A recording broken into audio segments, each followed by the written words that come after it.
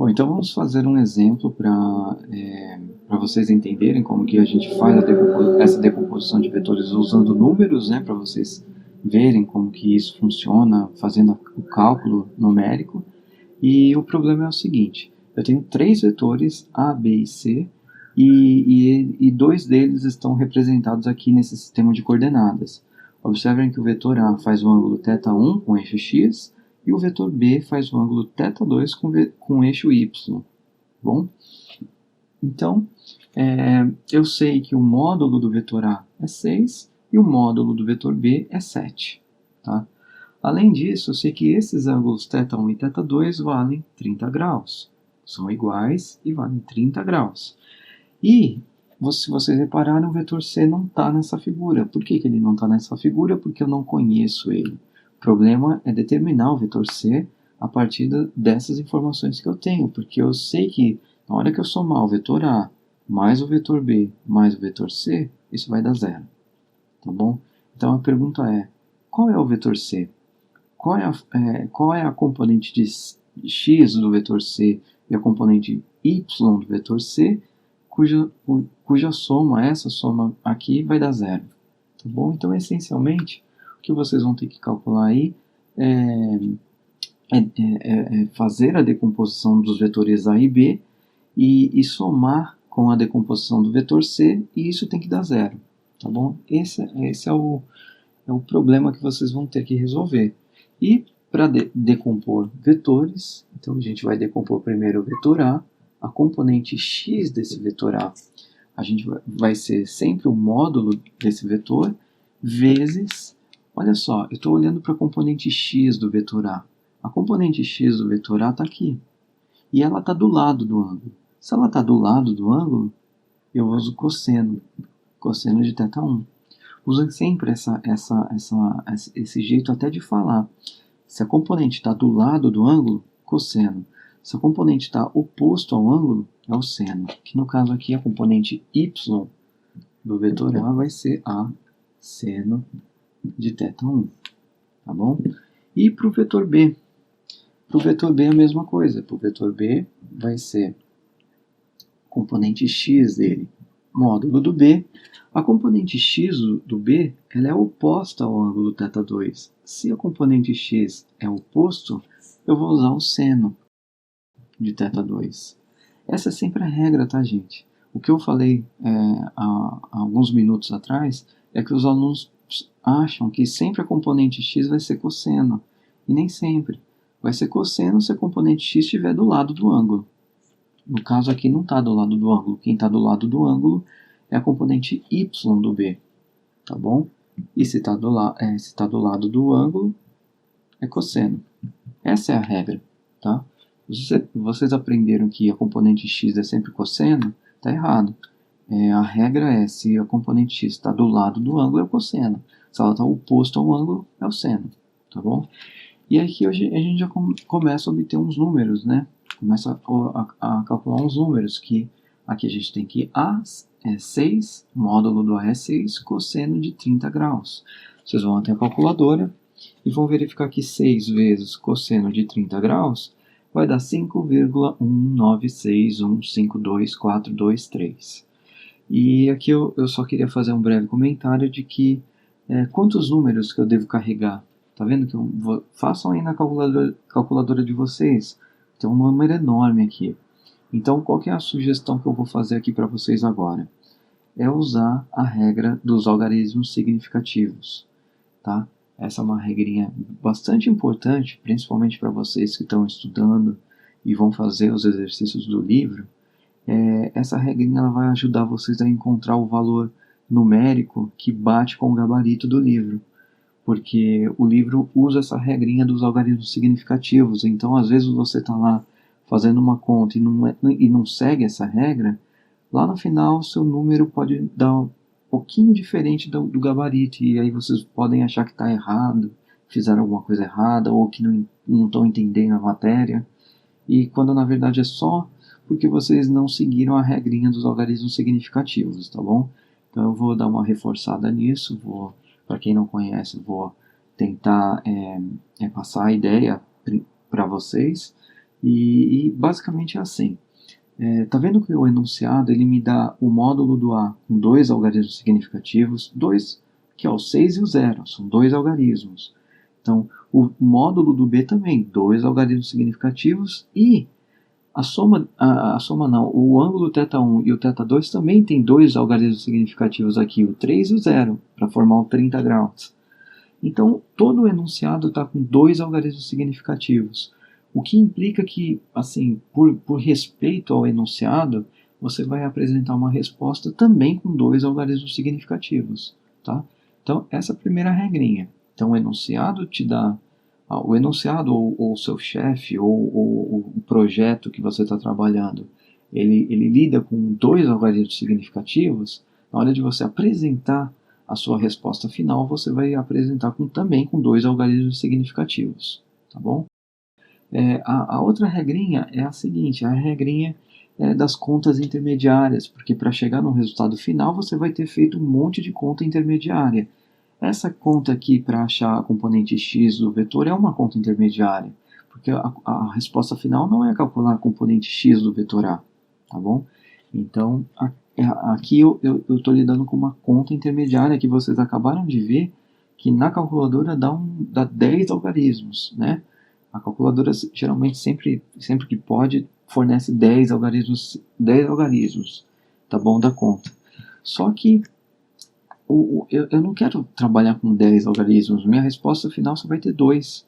Então, qual que é a regrinha mais simples para vocês seguirem para que bata a sua resposta com a do livro? Basicamente é essa, mas comecem a assimilar essa forma de fazer contas, tá bom? Geralmente, sempre vocês vão ter um início, onde vocês têm algumas informações, e essas algumas informações é que vão estabelecer quantos algarismos significativos você vai ter que apresentar o resultado final. No caso aqui é 2. Então, as contas intermediárias, a regrinha é sempre trabalhe com um algarismo a mais do que o enunciado está pedindo. Essa é a regrinha. Então, por exemplo, a calculadora para a componente x aqui do vetor A, ela deu 5,196152423. Façam na calculadora, vocês vão ver esse número. Eu vou trabalhar com todos esses números? Não vou trabalhar. Eu vou trabalhar com 3, porque minha resposta final vai ser 2. Então, eu vou pegar 2 mais 1. Vou sempre pegar 1 a mais que o enunciado está trabalhando. Então, no caso aqui, eu vou escrever 3. 5,19. Estaria tudo bem, só que tem mais uma observação a ser feita aqui, que é a seguinte: o próximo número na calculadora é 6. E isso, para eu apresentar o número 5,19, eu só poderia fazer isso se o quarto algarismo fosse abaixo de 5, fosse menor do que 5. Porque aí entra a regrinha do arredondamento. Tá bom? Sei que é bastante coisa, mas eu tenho certeza que vocês já viram isso em algum momento lá no ensino médio. E agora é questão de usar isso, tá? Vocês precisam usar a regrinha de arredondamento, tá? Qual que é a regrinha de arredondamento? Se o número que eu quero arredondar, o próximo número a ele é maior ou igual a 5, eu arredondo para cima. E se for menor do que 5, eu mantenho ele, o arredondamento é feito para baixo, tá bom? Então, essa é a regrinha do arredondamento. Então, se eu vou apresentar com 3 algarismos significativos, eu tenho que estar atento como que vai ficar o último algarismo. Então, por exemplo, 9 aqui, ele vai manter 9? Depende. Se o próximo número for maior ou igual a 5, arredondo para cima. Se for menor, ele mantém o 9. Tá bom? Então, nesse caso aqui, vai ser 5,196. Esse 6 vai fazer com que o 9 seja arredondado para cima. E aí vai dar 5,20. Tá bom? Tentem aprender essa regrinha, que ela é bem simples e vai ajudar bastante vocês a chegarem na resposta do gabarito. E também a ter um resultado muito bom assim, para você trabalhar, porque vai estar o mais próximo enfim, é o jeito mais correto assim, de se fazer a conta, tá bom? Fica aí uma sugestão para vocês começarem a fazer esse tipo de coisa em contas intermediárias, tá bom? Próximo passo, componente y do vetor A. Componente y do vetor A vai ser 6 vezes meio, né? Seno de 30 é meio, 6 vezes meio é 3. Qual que é o próximo? O próximo número aqui é 0. Então esse 0, mantém o 0, aqui nem precisa fazer arredondamento. E eu estou mantendo 3 algarismos, porque a minha resposta final vai ser em 2, tá bom? Para B, componente de B, a módulo do B, 7, e a componente x, eu vou calcular a componente x do B, vai ser 7 vezes seno de 30. Então, 7 vezes seno de 30 é 3,50. Né? 7 dividido por 2, 3,50. E, finalmente, o módulo do B é 7 vezes cosseno de 30 graus. Aí sim eu vou precisar da calculadora. Vai ser 6,062177827. Façam essa conta na calculadora. E eu vou escrever apenas 3 algarismos significativos. E aí eu vou olhar para o quarto aqui na calculadora para saber se eu vou arredondar esse 6 para cima ou ele vai permanecer em 6. Então, o próximo número do 6 aqui é 2. Esse 2 aqui não vai fazer com que esse 6 vá para 7, tá? Porque ele é menor do que 5. Se aqui fosse 8, iria para 7, tá? Então, esse 2 não vai modificar esse 6 aqui, então eu vou apagar ele. Tá? Simplesmente apago ele, a resposta é essa. Tá bom? Essa é a regrinha. E agora, a parte mais importante aqui é a seguinte. Não precisa fazer o que eu vou fazer aqui agora, embora, né, eu vou fazer porque eu estou explicando tudo passo a passo, mas eu já vou falar qual que é a parte mais prática, assim, de mais rápida, para vocês fazerem as contas com o vetor A e com o vetor B. Olha só, eu vou escrever, eu vou fazer a parte que eu estou explicando direitinho, então eu vou fazer completo aqui. Eu vou escrever o vetor A em termos das componentes. Então eu vou escrever o A aqui, ele vai ser igual. Olha só, componente x é 5,2. Nesse momento você tem que olhar para o gráfico, para o sistema de coordenadas. Está vendo que o vetor A ele está apontando nessa direção e a componente x dele vai apontar para a esquerda? Está vendo que a componente x dele aqui, ó, o AX, está apontando para a esquerda. Essa componentezinha aqui dele aponta para a esquerda e eu defini o x positivo para a direita. Portanto, a componente x do vetor A aqui vai ter um menos 5,20 na direção em chapéu. E a componente y do vetor A está apontando para cima. A componente y do vetor A está apontando para cima. Então, vai ficar mais 3 em direção J chapéu. Tá bom? E a mesma coisa para o vetor B. O vetor B vai ser igual a...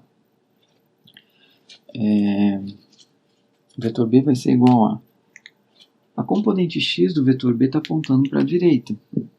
Está apontando aqui para a direita.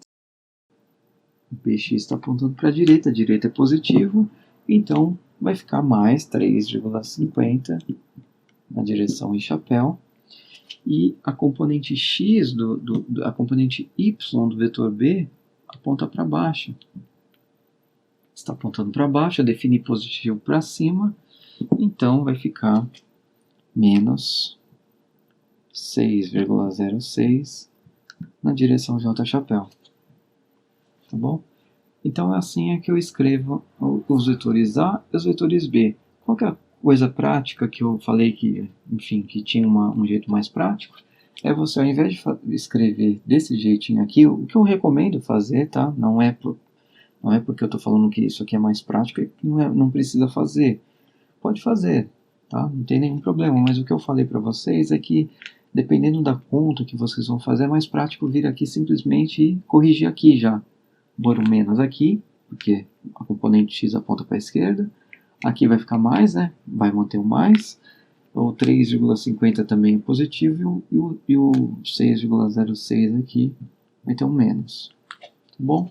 Que é igual. Agora tá batendo as duas coisas, tá bom?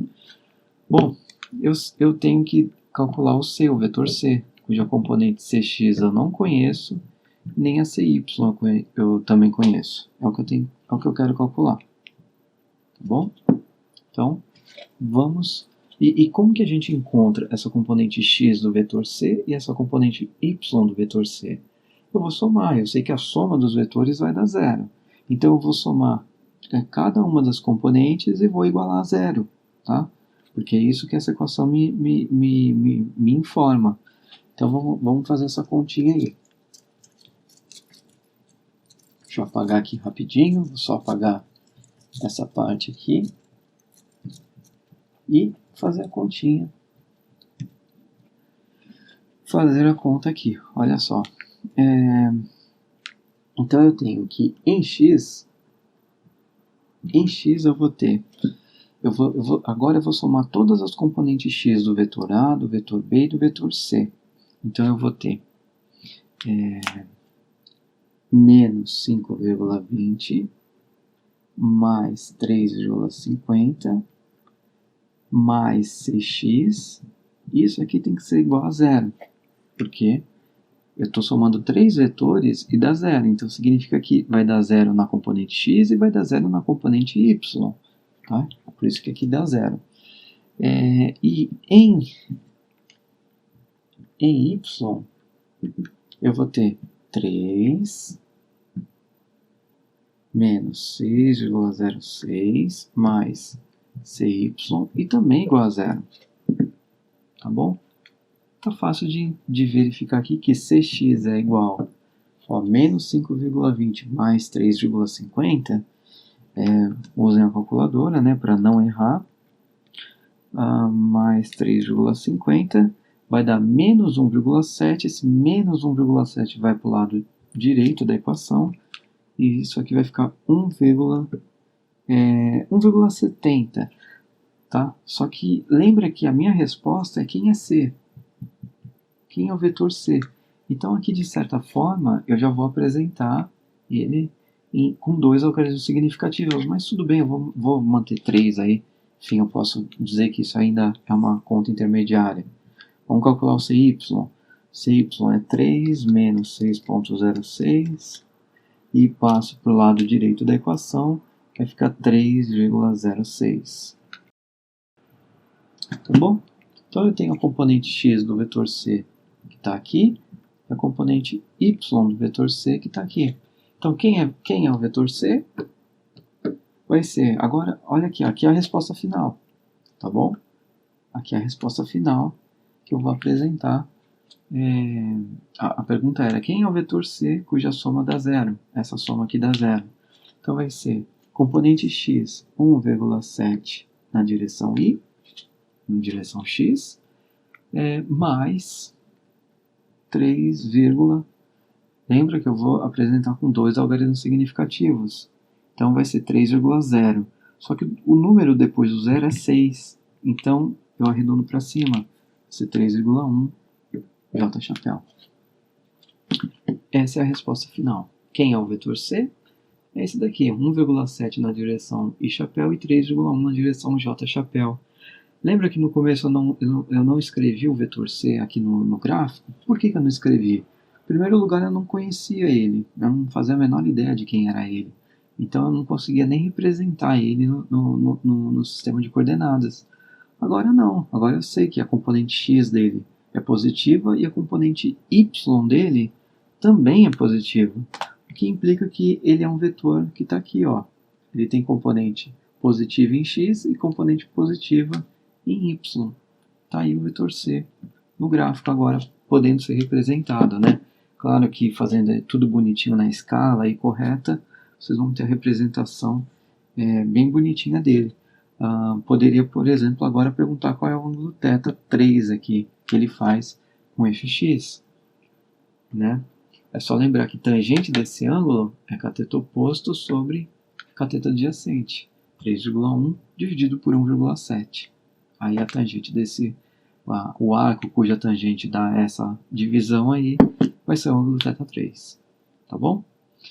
Então, eu acho que para a decomposição de vetores é isso. Espero que vocês treinem isso, porque vai ser bem importante na hora que a gente falar principalmente sobre leis de Newton, tá bom? Então, fica aí, estudem. Vai ter alguns exercícios na lista para vocês fazerem sobre isso, alguns só, tá? Então é isso.